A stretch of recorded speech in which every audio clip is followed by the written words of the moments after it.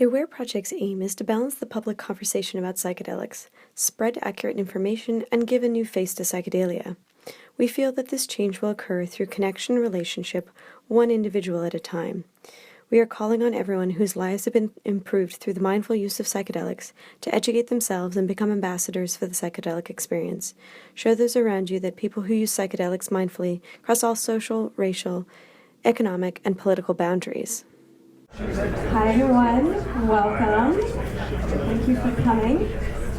My name is Ashley Booth. I'm the founder of the AWARE Project. We've been operating monthly events for 5 years now.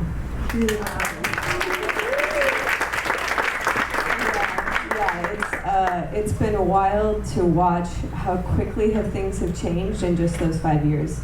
All of cannabis was legalized in that time. All these decriminalization movements are popping up.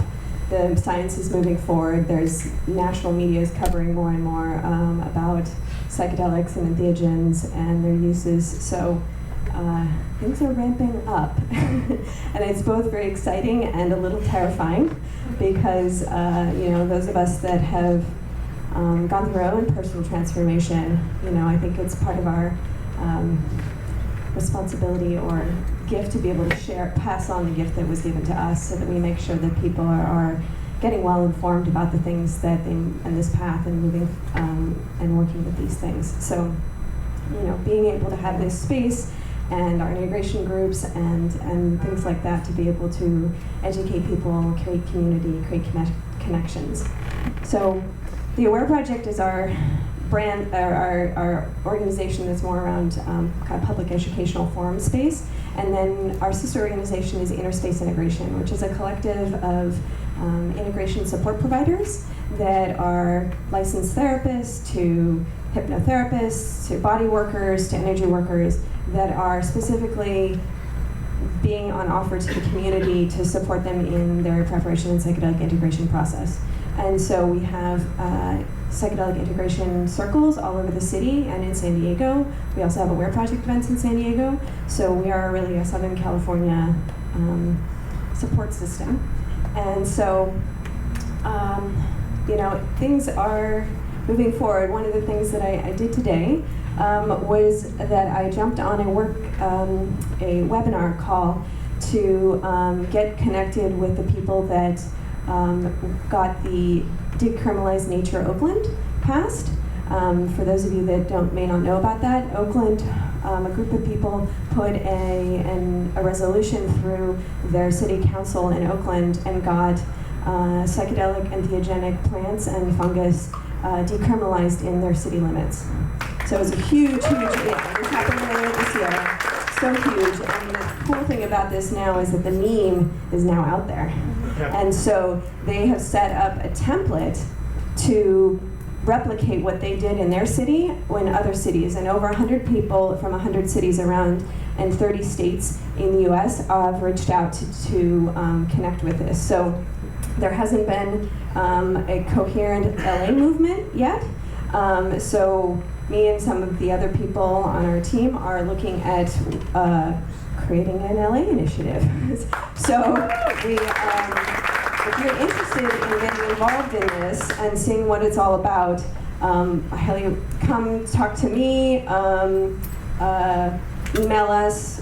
We're literally that was the first webinar. I haven't even gone through all the materials yet. So you can also go to decriminalization.org, I believe, and sign up through them. You get connected to a Slack, and then you get put into the Southern California Slack channel, and then we can all talk. So that way you can also read about all the things that they've done so far. So I think it's worth a try. And so that's kind of what's coming up in my field right now. At the AWARE Project, we have created a setting safe guide. It's on our website. It's for people that are interested in getting more information on how to kind of wrap their head around if they do want to do underground psychedelic work in some way. Some harm reduction things that you can take in, like for instance, questions you should ask yourself before you might embark on some on a journey like that, or questions you should ask a provider that you might be working with, or questions they should be asking you. And if they're not asking you those questions, if they're talking about their modality is the panacea of everything, then that should be lighting up some red flags. So highly recommend checking that out. It's on our webpage under safety, and then it's Sitting Safe Guide, where it's multiple chapters, some things about what's legal and what's not. It's getting more confusing. What are some good codes of ethics for providers to be following as they embark on this work? What other chapters do we have? What is it about, like, pacing yourself through this medicine path so that you're allowing yourself to integrate and you're not just like kind of falling into the American more is better kind of mentality. So I highly recommend checking that out. Our community has put a lot of effort into it, and we want to make sure that it's used and shared. All right, so I'm really excited. We like to start off with a little bit of music or poetry to start off our events, just to kind of ground into the space. You've all been driving and attempting to park around here, which is a nightmare. I know, so I'm super excited to have a friend, Mowgli, come up and share some of his music with us as we settle into this space. And then after he's done, I will come up and then introduce Deva. So, thank you. I say we dose the government's allies and other armies. We can come together and overthrow them with geometry.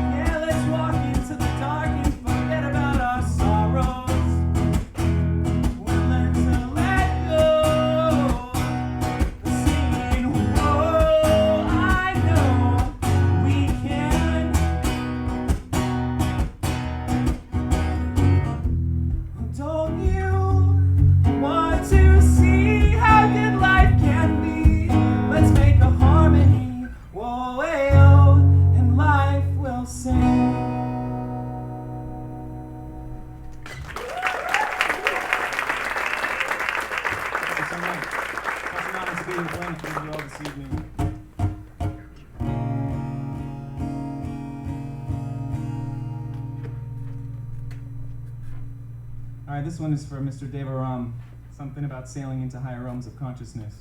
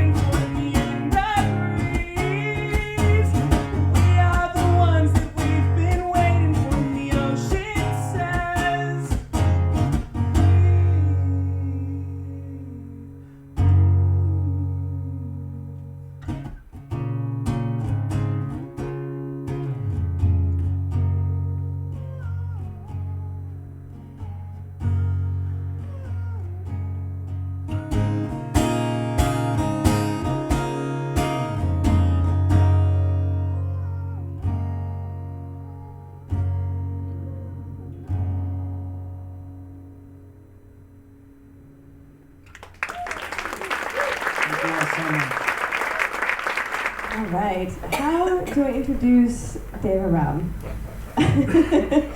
We've known each other very well for many years now, and he's been a very consistent person that I've been able to bounce whatever that's coming up in my head off of, and always get some very sage, practical wisdom back. And so it's been an honor to learn from you and to be your friend and to create a space for you to share your gifts.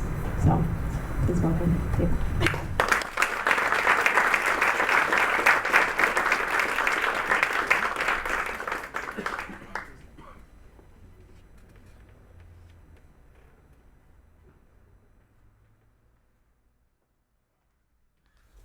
Good evening. It's bright here. I see a sea of darkness in front of me. I know you're there, but... So, there's a lot I could say here, and I'm pretty good at speaking far too much. So I'll try to keep it really to something that's really essential and profound. So, this is more than a talk. And what I'm wanting to offer you today is an experience and not just a talk. And to do that, I can't do it alone. We have to do it together. I don't want to force an experience upon you, but you're totally welcome to allow the experience to happen. And what is the experience I'm talking about is that I've seen that happen so many times, is that when two people meet, there is an interaction that's visible, that we can hear, that we can see, that is happening here in the manifest space. But there's another experience that's happening. An experience that we're not aware of necessarily, or at least not aware of all of it. If I do a talk here, we're going to have a mind-to-mind interaction. What I would love to have with you tonight is a soul-to-soul interaction. And it's not my soul to all of your souls. It's all of our souls together. There is something deep inside of everyone here that brought you here. You wouldn't be here if you were not seeking for something.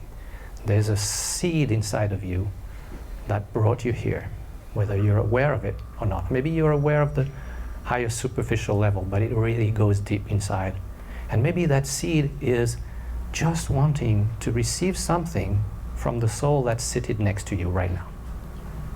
Particularly the soul that's sitting next to you that you don't know. Because if you come with your friends or whatever, you're already attuned to that. So this is what I'd like to create tonight, despite there is also another sharing that will happen at a higher level. So I would like to welcome you to close your eyes. For this experience to happen, we have to open ourselves to it. We have to come here in this space, and we'll start by taking 3 deep breaths together, starting with a long inhale and a long exhale. One more time. Inhale and exhale. And once more. Inhale and exhale.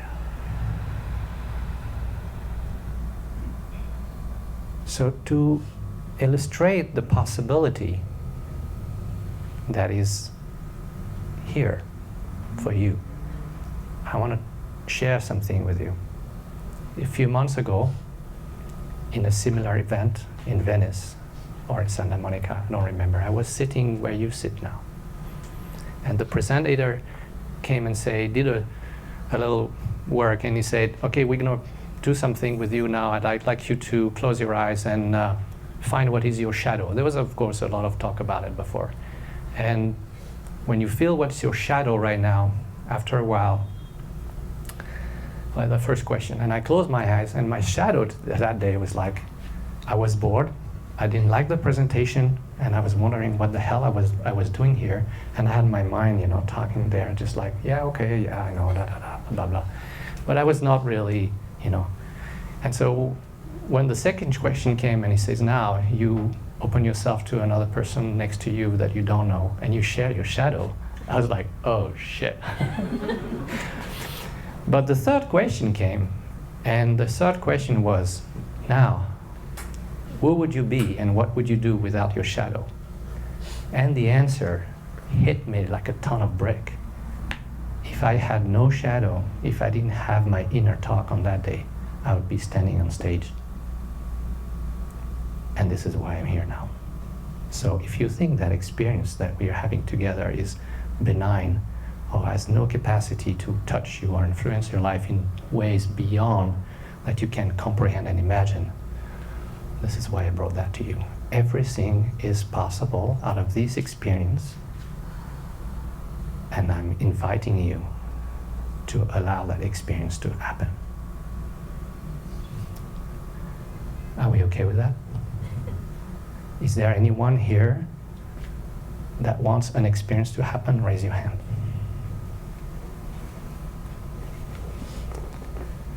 Is there anyone here, and I don't want that to really make you feel uncomfortable, but is there anyone here that would not be comfortable with an experience to happen?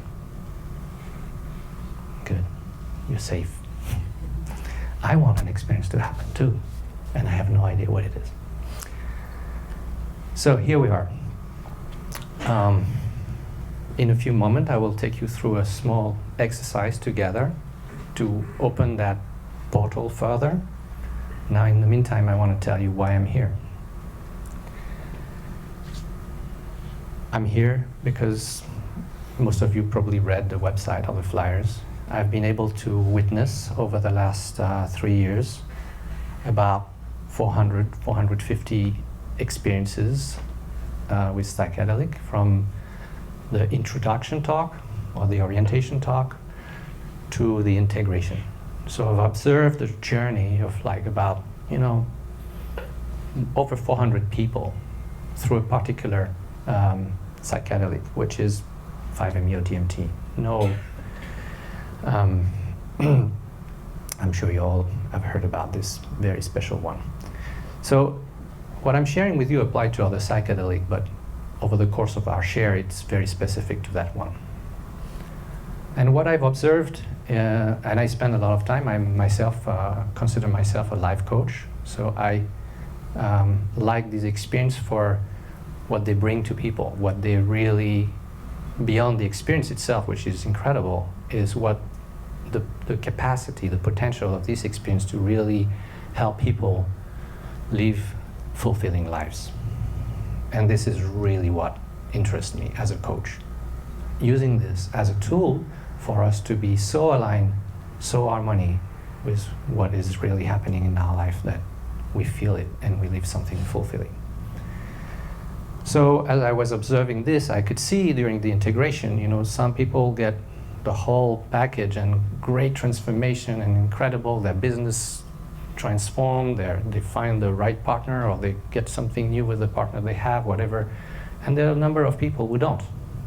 The number of people who have an amazing experience and they get something out of it, but they don't get the whole of it. And I was wondering, as a coach, I say, what works with someone and doesn't work with another? What's the difference? What makes the success of one so easy and not happening with somebody else? And so we'll talk about this right after. That's why I'm here.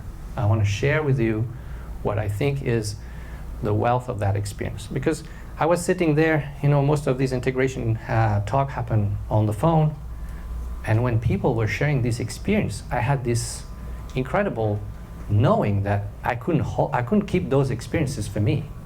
It was not for me to hear over and over and over these stories. I'd say, this is a gold mine. I can't just keep it for me. So I did a number of events, but obviously that's the first time I speak about it. But this is what I want to bring, the value of that shared experience. Because how many journey you want to have before you have the exposure to 450 experiences, it's going to take some time. It's going to take some time. So this is what I'd like to give you, right? And beyond that, of course, the experience that I was talking about.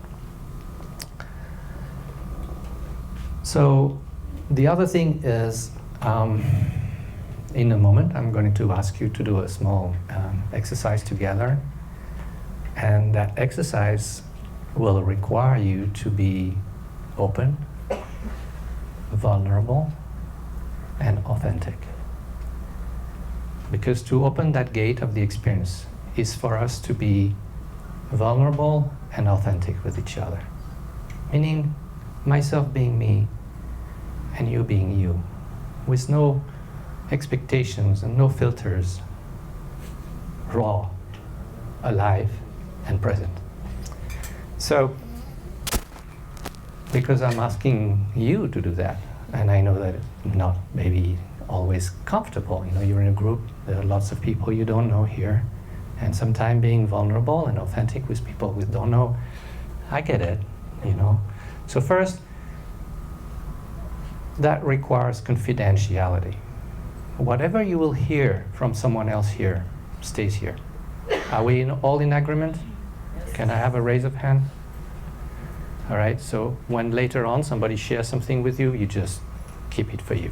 This is the sacred moment of that experience. It doesn't go anywhere but here. That will allow you to share whatever comes up with the same sense of safety. Because when we share from a place of vulnerability and authenticity, we know it's a little edgy, right? But this is the key to the door of the experience. So that's why I'm saying that. So obviously, if I'm asking you to be vulnerable and authentic, I'll be vulnerable and authentic here, right now. And I was wondering, a few weeks ago, how would that happen? What would be the story that will allow the magic to happen? And obviously, life provided the answer. So I had left the last few days, to prepare for this talk, to just figure out in my head, maybe make some notes, right, about what would happen. Well, life had another plan.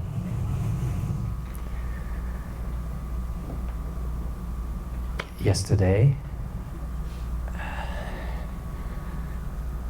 I witnessed the partner of my life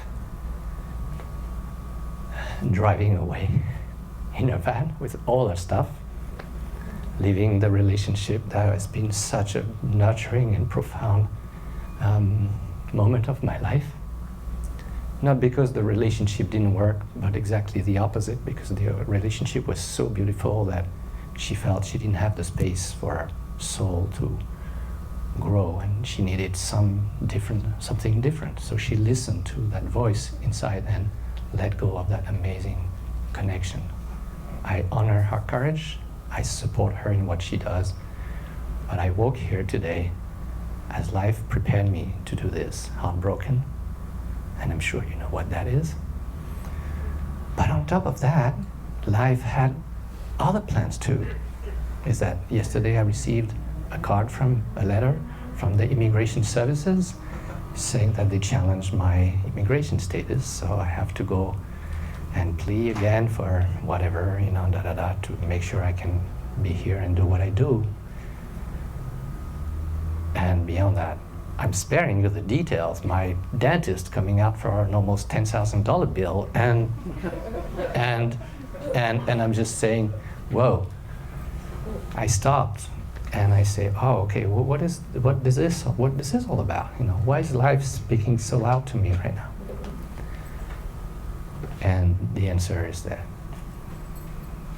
for me to ask your vulnerability today, to open to each other, to open to that experience, so you hear more than words today, for me to ask that of you, I had to be there first. And I had no time to prepare. Life prepared me and said, you're gonna walk there naked and that's your preparation. So thank you for holding space for that right now. I love you. Thank you. We love you. Good. So, we're going to start by closing our eyes. By the way, before we do that, if you are surrounded by only people you know, like if you don't have a neighbor you don't know, I would suggest that you shift spot. Sit next to somebody you don't know. Is that okay? Can we do that? Sure. Please? Yeah? Sit at least with somebody you don't know.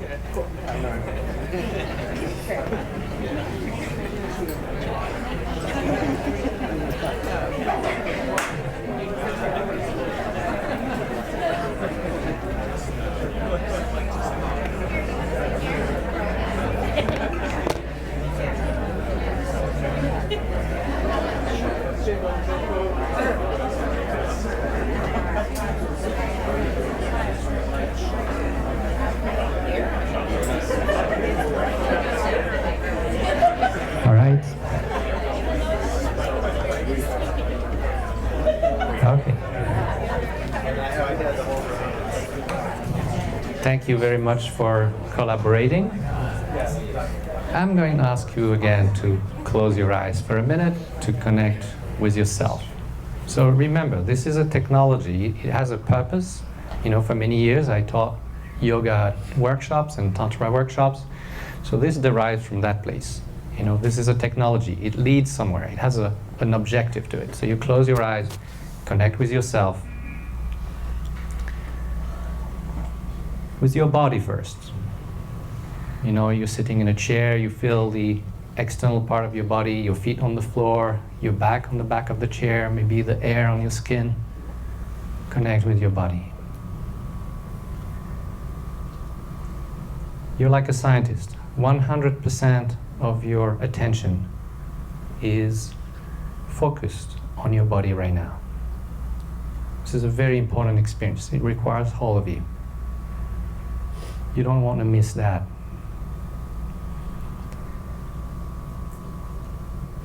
And take another breath. And exhale. If there is any tension in you, stress, discomfort, conflict, see if you can solve it by making your position more comfortable. Move a little, drop your belt or your tie. I mean, nobody's wearing a tie here. Just make yourself really comfortable, relaxed, allowing something to happen. Then bring your focus on your breath.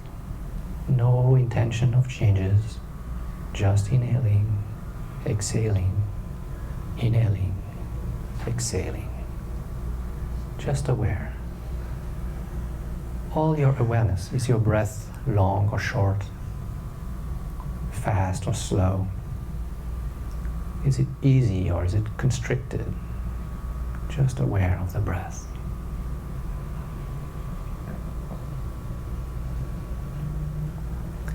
Now bring your awareness to your mind and its current level of activity on a scale from 0 to 10, from totally peaceful to totally crazy.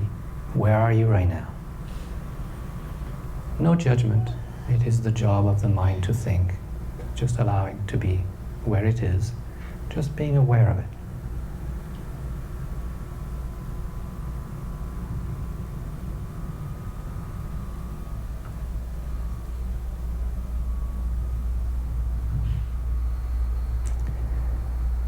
Now, I would like you to connect with the deepest longing that brought you here.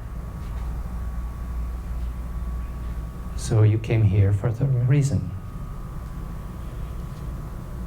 What would that reason give you that you value really? What is the soul longing? Why are you seeking psychedelia? Why are you seeking what you're seeking here? and dig deeper. Maybe you just want information, but what would that information give you that you value? Or maybe that information would bring me comfort and awareness around something that I'm interested in. All right, so what is that comfort and awareness give you that you value? Well, maybe a sense of safety. What would that safety give you that you value? Oh, peace. Oh, really? And I promise you, when you go deep this way, there's a moment where you suddenly find the need that really brought you here. Then it's almost perceptible in your body. There's a deep relaxation that happens once you suddenly understand why you're here at the deepest level. You can feel it, like an expansive, warm, fuzzy feeling in your heart. And when you feel that physically, this is your soul longing. This is why you're truly here. And that soul longing may be quenched by anyone around here, not only me. Another soul in this group that has what your soul is seeking. And knowingly or unknowingly, this will transfer tonight, the whole evening, between all of us. So allow that to happen. Now we take a long inhale and exhale. One more time. Inhale, exhale. And one last time. Inhaling, exhaling. Good. Now you can open your eyes. Connect to that one person that's next to you that you don't know. All right? And before we get too chatty and that you stop listening to me, I would say I'm going to give you the name of the game. I'm going to give you 90 seconds during which one person is going to share with the other what is the true, deepest longing that brought them here. And I promise you, if you're honest with you, with yourself, that longing is raw, vulnerable, and authentic. So seek that rawness, vulnerability, and authenticity within you, and share that with the person, and then I will give you 90 seconds to have the share in the other direction. Simple game, right? Okay. Everybody has a partner? Anybody without a partner here to share? Raise their hand, we'll match you with somebody. All right. Give me a second. All right, the first partner share with the other one, 90 seconds. What is the deepest longing of your soul? Take care.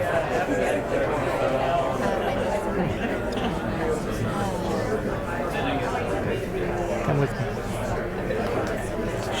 Share with me. What's the deepest longing of your soul? Why am I here? Probably looking for self-love, as is. Beautiful. I think it all comes down to that. There's many things before that, but I think that's where it's going to end. Thank you. Thank you. I'll share with you mine when I finish the first 90 seconds, and I'll...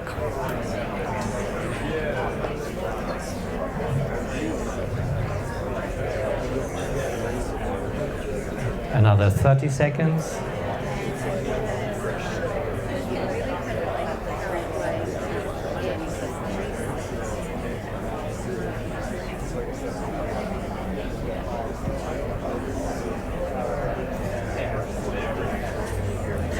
And when you finish your share, it's okay. You come to a place of silence.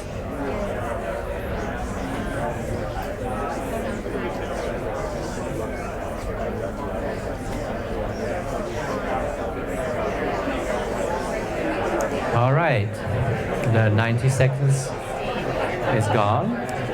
Hello, hello, hello, hello, I am here. Your 90 seconds is gone. Hello, hello. Way, way, way behind there. Hello. 90 seconds is past. We come back to silence. Thank you. So the person who has received, you please, in whatever gesture you want, honor the person who has shared and give them a really deep thank you, please. This is precious gold you've just received.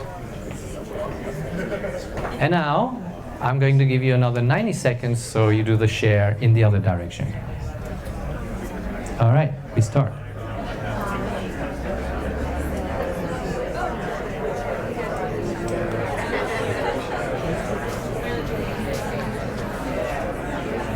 What brings me here, truly, is to share the love I have in my heart. And why would I do that? Because it gives me a sense of purpose and peace, of contribution, of knowing that I can eventually leave this world knowing that I have done everything I could to make it such a beautiful place. This is why I'm here. That's lovely. The world needs you. Thank you so much. Yeah, thank you.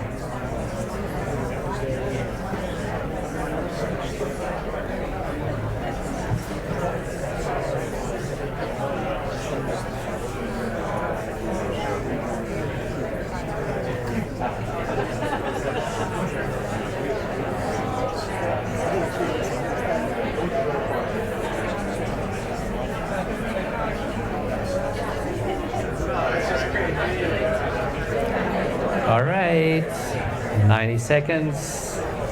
Hello, hello. 90 seconds is done. Come back to a place of silence. Thank you very much for playing with me. Thank you very much for being open. Thank you very much for giving.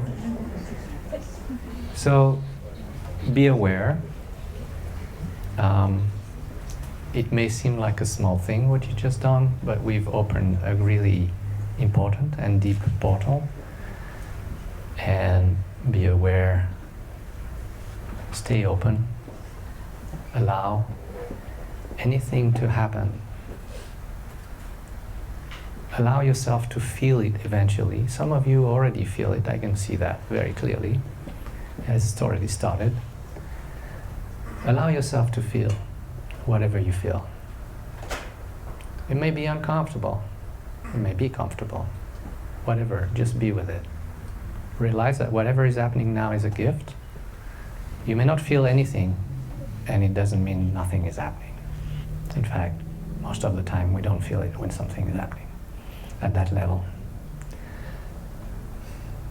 Realize that you may receive something from me during that time, because basically that's my job. That's what I do all the time. So I've trained. But it may come from somebody else in the room that's not even close to you, that you may not even have a word with in the evening. Maybe something is happening in your soul brought you here to receive that thing from another soul in the same room, in this room. And you'll never even know their names. All right, so just allow that to happen, and we'll close the portal before we finish. All right. Thank you very much for accepting the game. All together, we can make it. On my own, I can't. All right, thank you.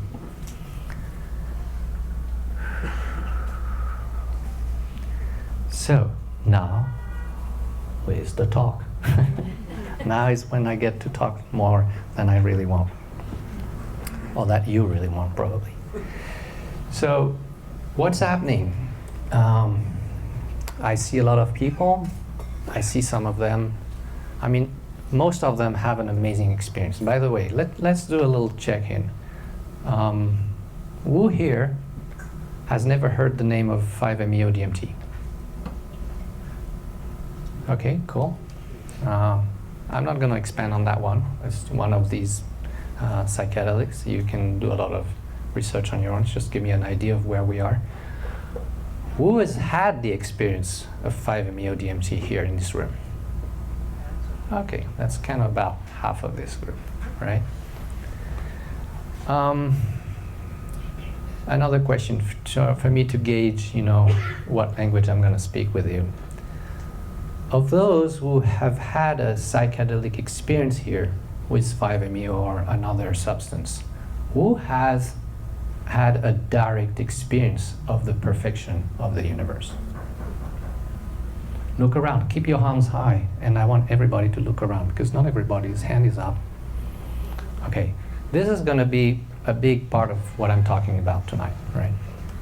So that's important for me to know with who I'm talking here, who's had and who hasn't had that experience. So 5-MeO-DMT is a bit of a special animal in the different group of psychedelics, but I don't want to really dwell too much on that and its specificity.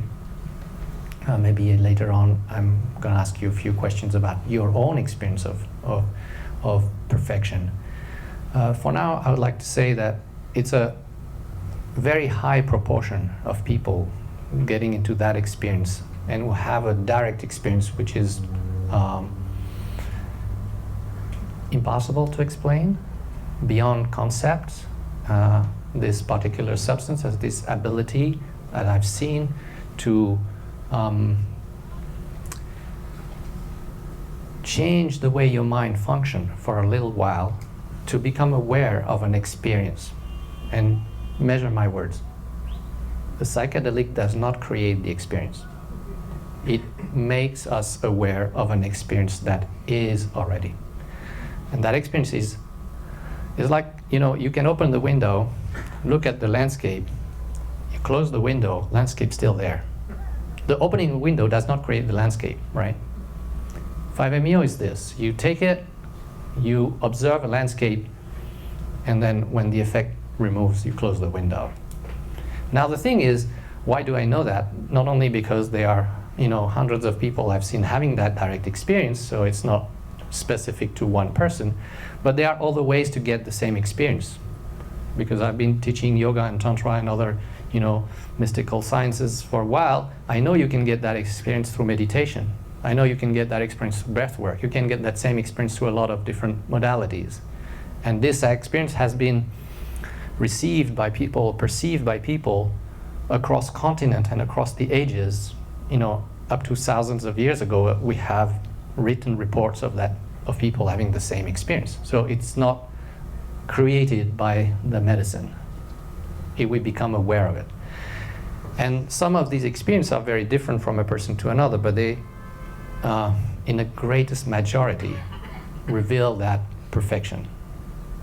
And the perfection is experienced differently. Some people would say, wow, I just realized the universe is only love. Or somebody would say, I just met God.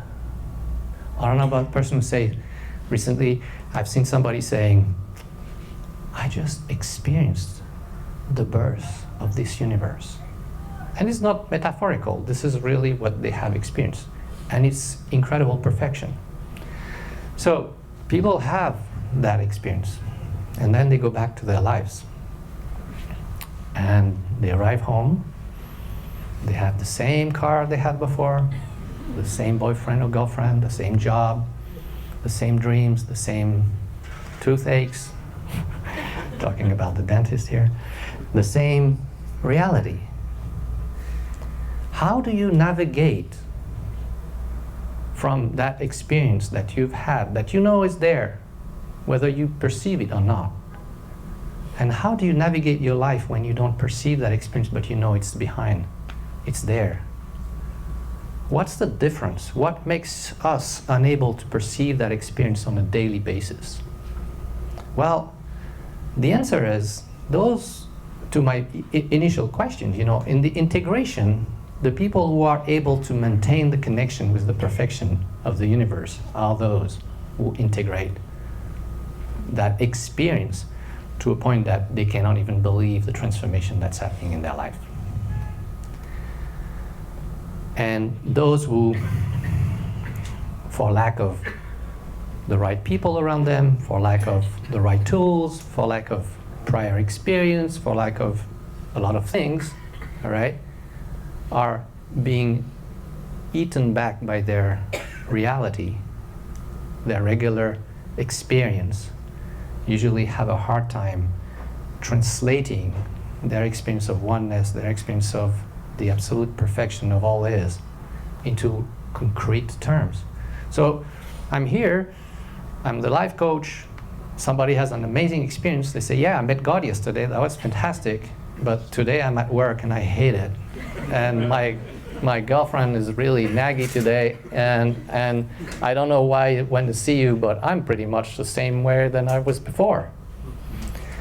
So how do we help people, benefit from that incredible experience and not just keep it an experience? And this is what I'm offering. It's a tool. The beauty of the tool is that you don't even have to need the psychedelic experience to use the tool. You can use it right now. You can use it anytime. What's happening is, during this particular experience, there are two very important situations that I've observed. One is this particular medicine has a neuroplasticity effect, meaning the way the neurons in your brain are firing with each other is changed from before the experience to after the experience. What does that mean, really? It means life is just like a white canvas. It is neutral. Nothing's right and wrong, nothing's good and bad. We put the color on the canvas. We perceive emotionally, we perceived sensorially, energetically things out there, which is a value the things don't have.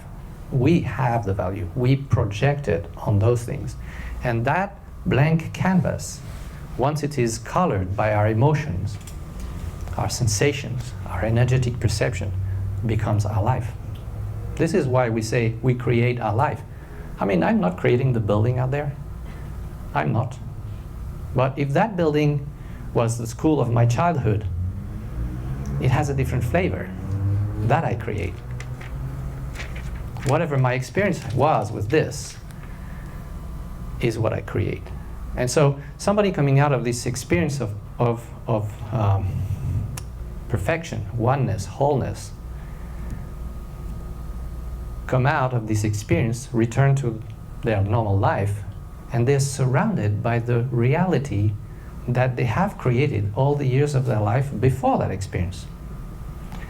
It's like a tuning fork effect. If you're resonating at that level, or vibrating at that level, everything that you create around you will be at that frequency. You go get one of these crazy psychedelic experience the frequency, which is like completely different, but then you come back to your life, and the vibration that you've left before brings you back to that level of vibration. So how do you keep the vibration high, right? I will answer that question in a second. It's not a simple answer, but on the contrary, I noticed that those who have the ability to keep the vibration, or to, even better, re-engineer in their life a reality around them that is a representation of the vibration that they have perceived during their experience, change the way that they project their own emotions and their own liveliness onto the white canvas of life, then they raise the vibration of their regular environment, and then they can sustain it. And those are those who really take off and get amazing transformation for their integration period. Now, does that make sense? Anybody's really completely lost here? Raise your hand, ask question. Please don't hesitate. Can you repeat the last part? The last Say part. that how you raise the vibration. So,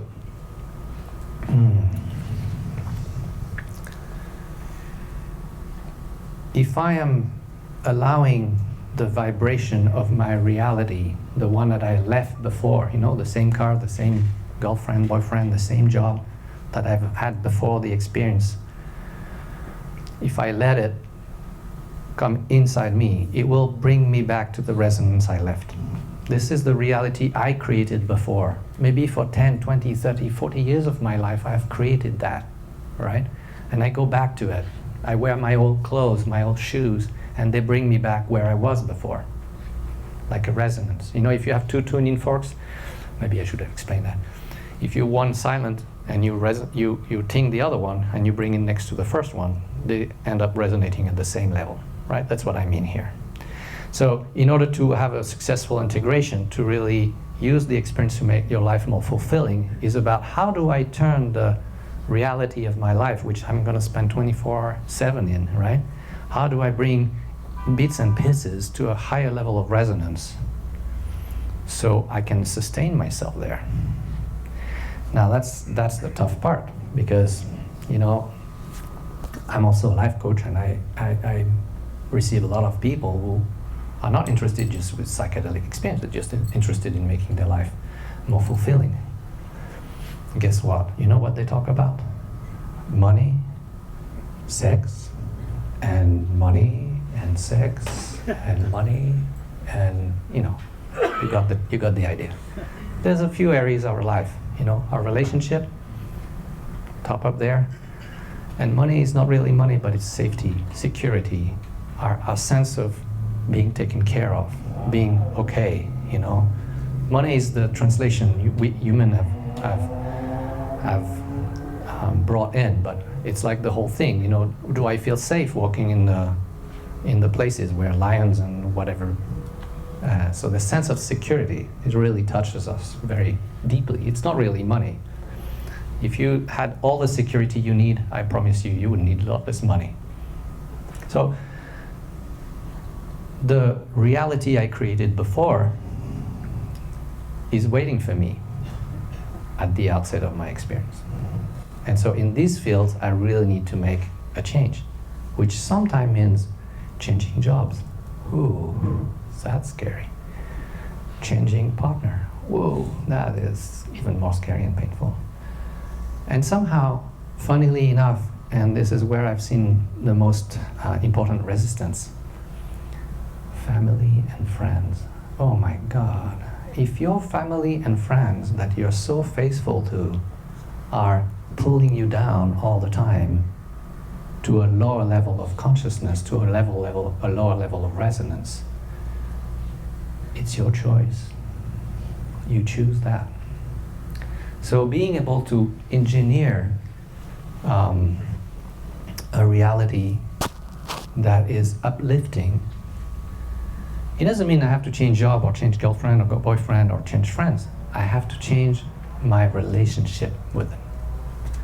I have to change the way I see them, the way I perceive them, the way I relate, the way there is that exchange happening. And obviously, some people will go, some other will come, some will stay. That's the name, but that can be quite scary at times. So, as an example, I had this guy, during the orientation, he was talking about, he didn't like his job too much, but that's okay. It's a beautiful job, nevertheless, pays the bill. A lot of people would like to have my place, but I could already hear that he was not happy about it. He was just making himself okay with it. And I told him during the integration, I say, if you don't like your job now, I'm telling you, you're not gonna like it after. Be aware. So are you okay to go for that experience knowing that it's not going to make your work better? In fact, I can guarantee you it's going to make it worse.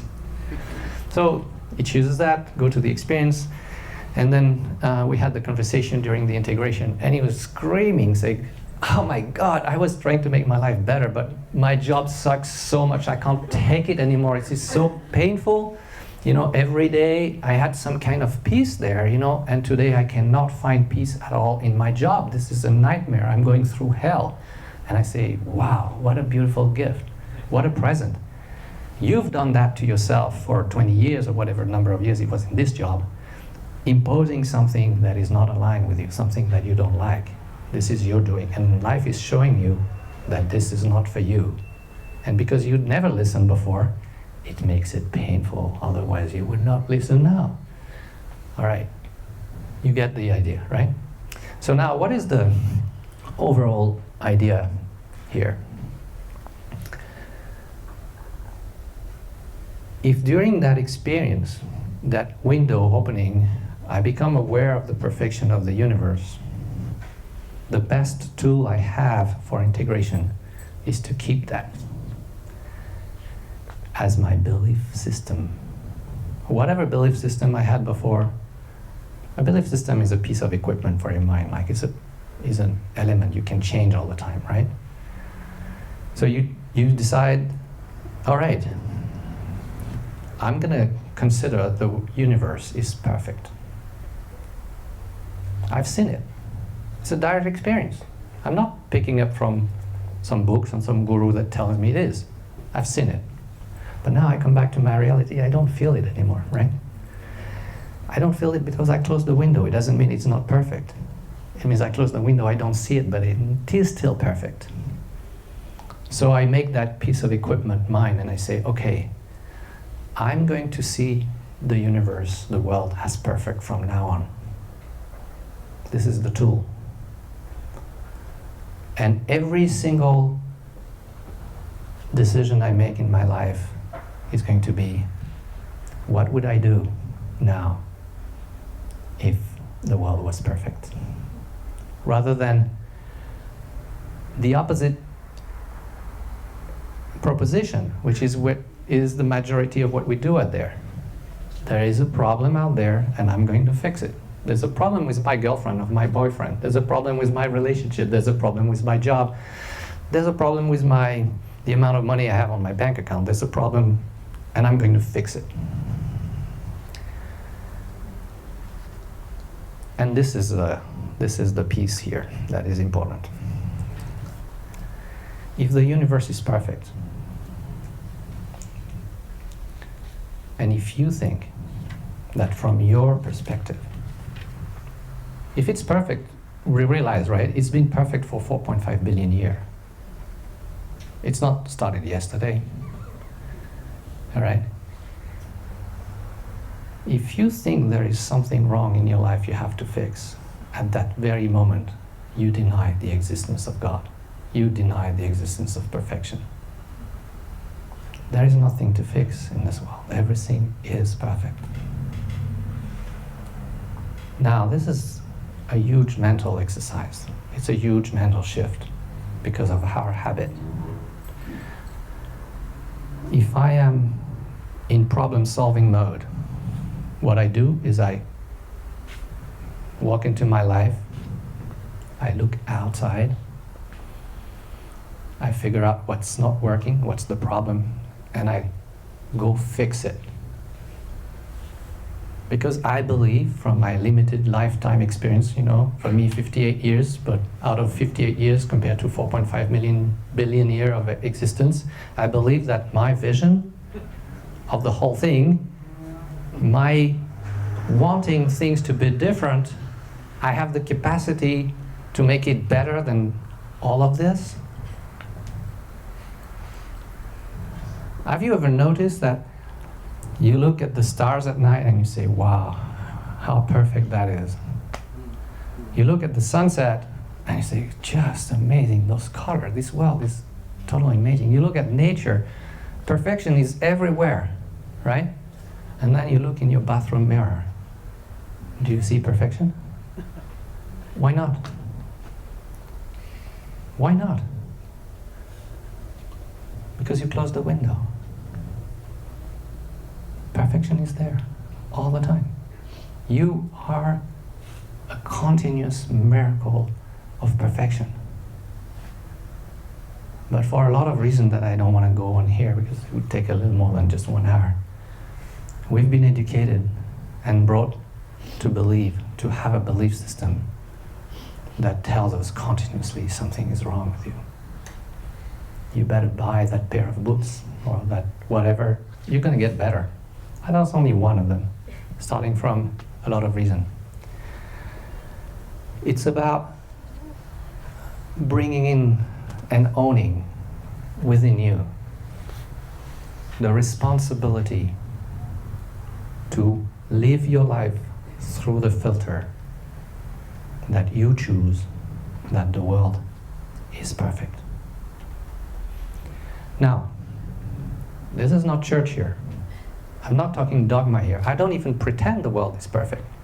I don't want you to believe me for face value, it is perfect. It's an hypothesis. Once you choose the hypothesis that the world is perfect, I promise you, your life will improve. If you choose the hypothesis that the world's not perfect, you know. So I don't really mind whether it is true or not. What I know is that there is one hypothesis that serves me, and there is one that doesn't. And you're in charge. You can't change the building out there, but you can change the filters you use to look at it. Does that make sense? All right. Just 1 minute. Close your eyes. Take an inhale. And exhale. One more time. Inhale. Exhale. Let that dawn on you. Inhale. Exhale. Open your eyes. So this is a different way. It's not looking out, finding the problem, fixing it. It's looking it inside. Finding the peace. Finding the perfection. And no more responding to a problem out there, but creating from a place of perfection. Once you do that, there's no more problems. Everything in the world becomes a message. If I hurt myself and I feel pain, is the pain a problem? No. It's an inbuilt system to tell me I have to take care of this. Well, if you feel emotional pain or fear or whatever you're experiencing, it's not a problem. It's an inbuilt navigation system that you start listening, and that comes out of perfection of everything that is. We've just lost the capacity to listen to that message, because the same intelligence that moves the stars and organizes nature is within you. You don't have to look at books, you don't have to go to churches, you don't have to listen to gurus or whatever, not even to me. You just listen to that voice inside that is your deeper innate intelligence, evolved 4.5 billion years to bring you where you are now, and trust that. But to listen, we have to stop bumping ourselves again. Oh, this is not working, there's a problem here. Donald Trump is a problem, climate change is a problem, you name it.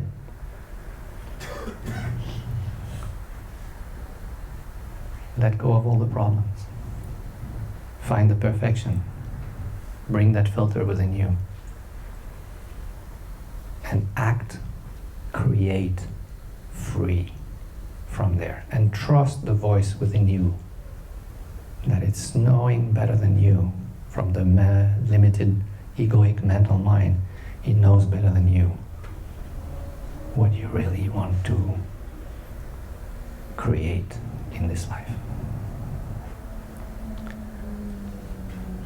All right. Questions, misunderstanding, doubts, opposition, please. Would you mind coming here? Sure. I have a question regarding the co-creators, bringing other people that are still at the karmic level into your realm. The endeavors. How do you handle that? Can you be a little more specific? Can you give me an example so I make sure I understand exactly what you mean? What is going to sustain me at that level? The tools that I need to sustain me at that level are being brought in by other people that are still at the karmic level. So my endeavors I'm not are sure what you mean by karmic level. they are still functioning at the karmic level, that lower vibrating level. So I'm Okay. able to bring things in that I need, but it's from people that are still vibrating lower. Yeah. Okay. So mixing the two and not having my endeavors be brought down to that lower vibrating level, keeping it elevated. I got you. I mean, I can't put I'll- DMT in the water. I'll try to answer I wish that. I could. So,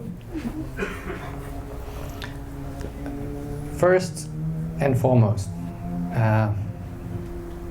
in my perception, karma applies to everybody. There's no level of vibration where you escape it. But let's say there are different levels of vibration, and you're asking me how to work this in an environment where people vibrate at a, let's say I'd say lower level of vibration. Be aware there's no sense of value here. There's no higher end level in the sense that one is superior to another. Remember, everything is perfect, right? Even the lowest vibration, all right? So there are two things here. If you're surrounded by only people that vibrate at, let's say, or perceive the world at a level of consciousness that is not the one you have, there's no escape. They'll suck you down. Unless you are Mahatma Gandhi or Nelson Mandela or the Dalai Lama, and you have that incredible inner strength that you can sustain a level of consciousness which is way above everybody else and still be there and pull everybody up without being pulled down, right? But for most, I would say, you cannot raise a level of consciousness that is higher than the sum level of consciousness of the 5 people closest to you. Does that make sense? You cannot. And it's kind of trying to make it a mathematic way, right? I'm not saying it's a law. I said you cannot vibrate or get to a level of consciousness that is beyond or above the sum level of consciousness of the 5 people around you. I mean, it's easier if you would take money. You know, you cannot be more rich than the total amount of wealth than the 5 closest people around you. That's kind of an idea to try to show the mathematics here. If people around you are at a different level of vibration, they're going to nourish themselves from you, and it's going to take you down. So it's your choice in life to find other people that are at a higher level of vibration and keep the balance. So, does that answer your question? Not really. I mean, I know what you're saying, but I guess I got to think about things a little bit. All right. Right. Somebody else. Yes, please. Would you mind coming here? First, because I don't see you, and then everybody can see you and feel you. Sure. So one question that I see that comes up a lot on this topic of non-duality and this filter that you're talking about is, well, what comes up a lot is this idea of perfection. There is no actual right and wrong. A lot of people struggle with the idea that, do we have any moral accountability whatsoever? And what you seem to hear is no. In fact, we do not. How do people cope with that and deal with that? What's your thoughts on that? By moral accountability, that if you mean that if everything is perfect, I could have punched you there and get away with it? Exactly. No. I wish I had. Sorry. Of course not. I think a better word is moral obligation.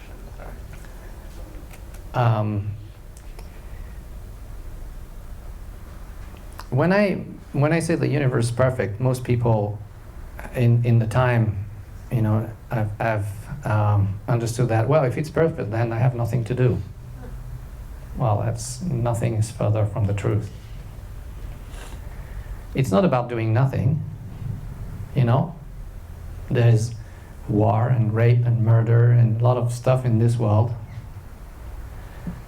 It's not that I don't want to do anything about it. Is that what I'm going to do about it is from a place of perfection. It's not, you know, personal story. I worked for 25 years in relief work and development work with the United Nations and some really large non-governmental organization. And I was wondering, you know, why is it we are so unsuccessful with all the amount of effort and all the amount of money and bright mind, and it was puzzling. It's because we were acting from the wrong place. We were always trying to fix something. It's not what we were doing that was wrong. Once you take the world as perfect, it's not that you don't do the same thing. You remember the famous Japanese saying, before enlightenment, cut wood, fetch water. After enlightenment, cut wood, fetch water. You do the same thing, but you do it from a different place. You do it from a place of love and compassion and understanding, because you know everything's perfect in the grand scheme of things. It doesn't mean that you allow the things that seems to you not moral to happen because things are perfect. Does that answer your question? Thank you. Someone else? Yes, please. Would you mind coming? Sure. This is part of the energetic blending here. I'm getting her soul to bless mine here. Okay, well, good for you.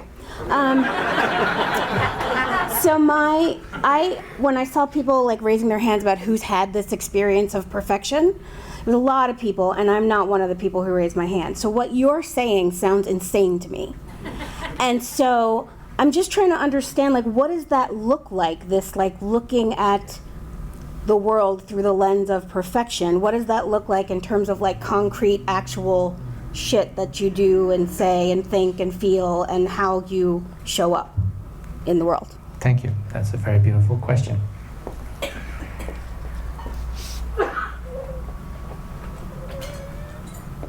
If I look at the experience I've seen, there are two things people have or don't have in their integration to be able to sustain this. All right? The tools and the people. If you want to believe the world's perfect, but everybody around you believes it's not, it's going to be hard. So one of the tools is to identify the people that believe the world's perfect and learn and get inspired from them. From their words, but also from their just being, their action, the way they interact and behave with the world and feel them. Among tools, there are zillions of tools, right? And I really thank you, because otherwise I probably would have missed the occasion to share what I'm going to share now. So thank you. There are tools that are extremely powerful. There's a name, a noun here that I'm a little hesitant to throw into the crowd because it's so heavy of meanings and very often misunderstood. But it's called Tantra. And it's a word of living in duality from a place of oneness, I would say, if I wanted to make it as short as possible. In this technology, you have hundreds of tools of how to do what you're asking me. So obviously, the people who don't have those tools, they are cut short. The main tool of this is called meditation. Coming to the place in meditation where you come again and again and again to that place of perfection. And maybe if you've never meditated and if you've never had the experience before, yeah, in the beginning it's difficult.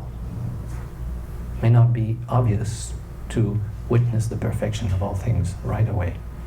But it's a bit like fake it until you make it. Does that answer your question? Yes. And you can continue to list tools. I Thank would you. love to hear more. Thank you. So obviously, I don't want to sell my own soap here, but it's like, I'm a life coach. I usually recommend people who don't have the people or the tools around them to go and find a coach that help them sustain that. Everybody needs a coach. And I'm not saying that because I'm a coach. I have a coach myself. Because I need a coach because I don't see my filters. But you would see my filters very easily because they're not yours. So if we look at the same thing, and I tell you what I experience, and you listen to me, you will see my filters where I don't see them. That's what a coach is. It helps you see through the window when the window's closed. Because it shows you what your belief system is compared to the belief system you're trying to bring in. More questions? Just one more question. One more question. Your last chance to see the perfection of what is here and now. Discount it. Well, I mean, if there are no more questions, I mean, you're happy with what is, which is a good start, right? Since everything's perfect. I am. So I thank you very much. I want to take a second with you to close that container we opened together by closing our eyes, taking a deep breath, connecting with your heart, connecting with your body, closing the container so it's not leaking of all the precious gold you've received. Taking a long inhale, a long exhale. Allow the perfection to do its work. Inhale and exhale. And one more time. Inhale and exhale. Thank you very much. Thank you very much. So I've been a yoga teacher for many years.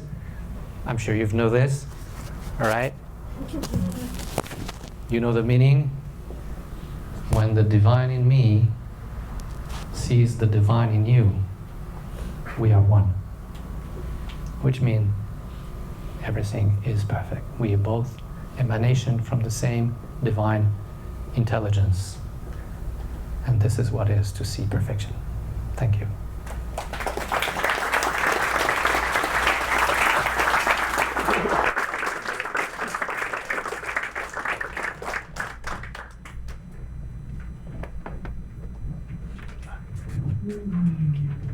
Yeah.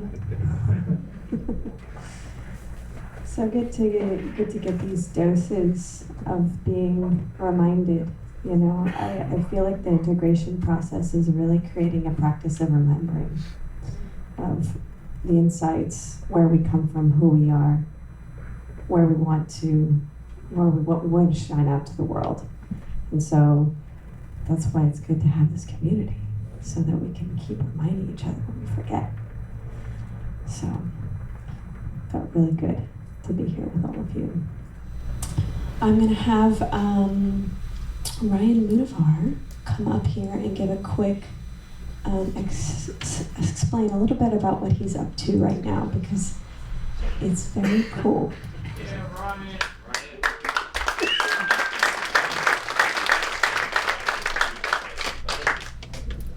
Thank you so much. Okay, so I work on the statewide level, Decriminalize California, and it's a rather complex initiative.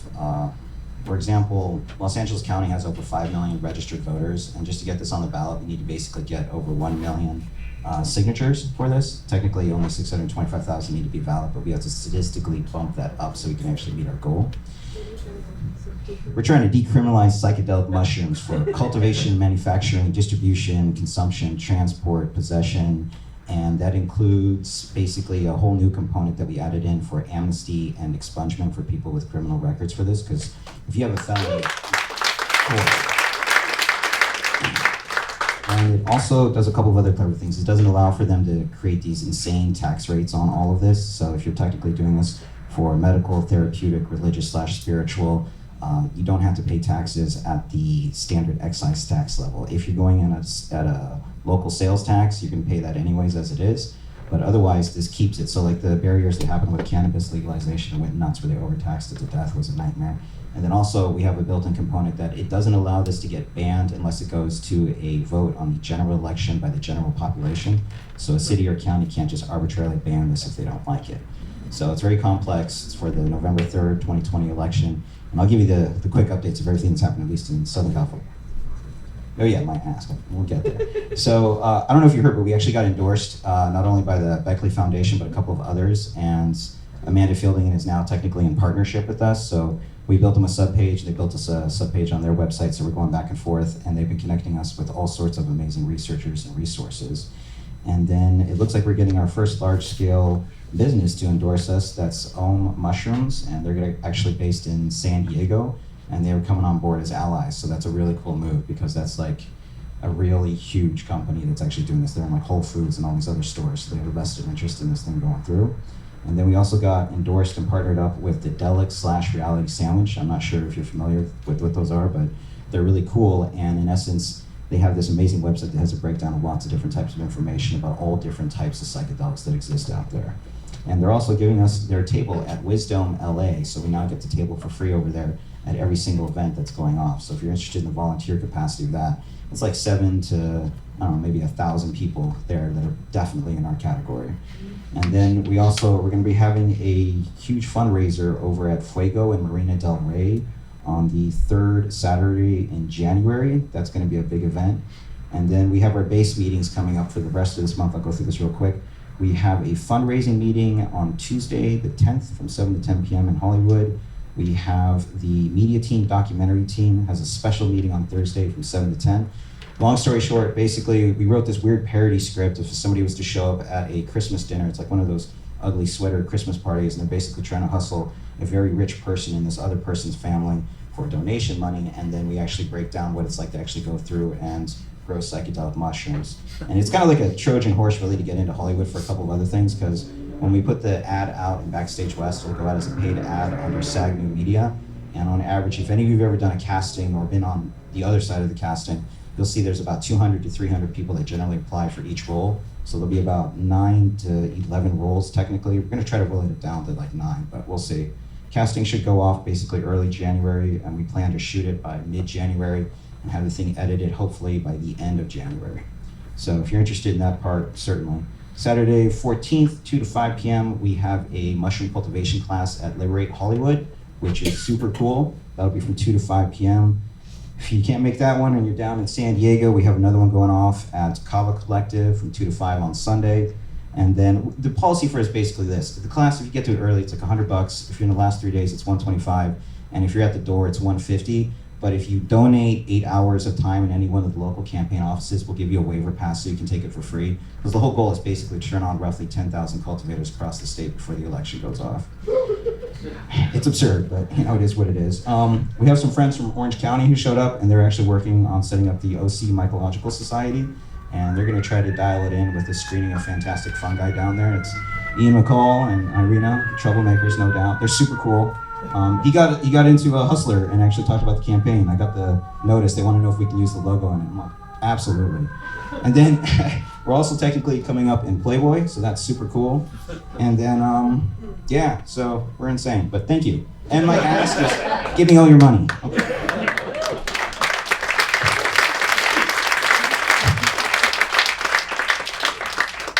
Ryan has been living and breathing this for a very long time, and he is a wealth of knowledge. He came from the cannabis legalization movement. I don't know all the details, but brought over a lot of money that he made from that to put towards funding this campaign, funding himself. So deep, deep gratitude for your work and the way that you're moving forward with this. So he needs a lot of help.